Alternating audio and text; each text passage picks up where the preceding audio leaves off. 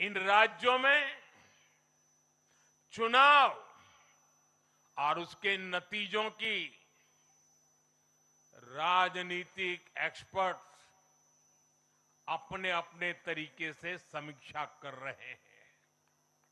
लेकिन इन नतीजों की एक और बहुत अहम बात है इनकी टाइमिंग।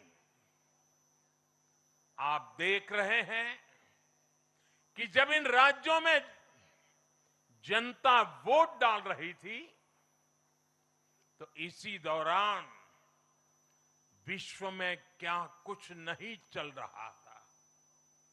जगह जगह युद्ध के सायरन बज रहे थे, अस्थिरता और अराजकता का माहौल रहा, वैश्विक अर्थव्यवस्थाएं संकट में दिखी और उस दौरान भारत का जन जन स्थिरता के लिए वोट दे रहा था।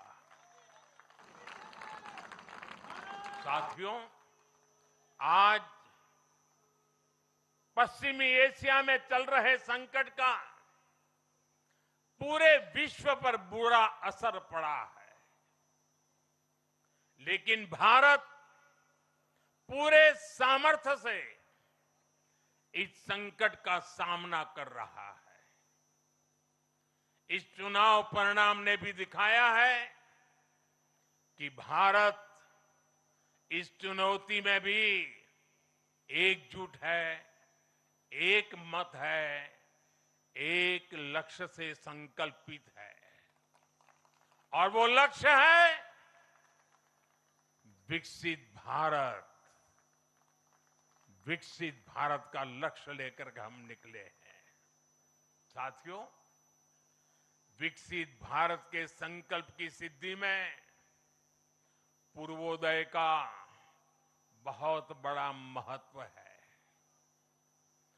जब भारत समृद्ध था, आर्थिक, राजनीतिक और सांस्कृतिक सामर्थ्य के चरम पर था, तो उसके 3 मजबूत स्तंभ थे। ये स्तंभ थे अंग, अंग यानी आज का बिहार, बंग यानी आज का बंगाल और कलिंग यानी आज का उड़ीसा। कलिंग उस समय हिंद महासागर के समुद्री व्यापार का एक छत्र सम्राट था। कलिंग के बंदरगाह पूरे एशिया तक भारत के उत्पादों को पहुंचाते थे। वही अंग सूत, रेशम और अन्य व्यापार के साथ साथ नालंदा और विक्रमशिला जैसे एजुकेशन सेंटर्स का भी हब था। और बंग वो सांस्कृतिक धरती थी जहां से भारत की आत्मा की आवाज उठती थी।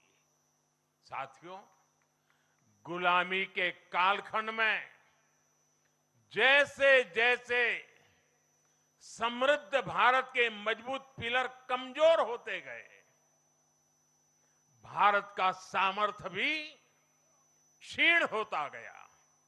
इसलिए विकसित भारत के निर्माण के लिए इन तीनों स्तंभों का फिर से मजबूत होना बहुत आवश्यक है। और मुझे बहुत गर्व है कि अंग, बंग और कलिंग ने इस महाअभियान के लिए बीजेपी को चुन लिया है, एनडीए पर भरोसा किया है।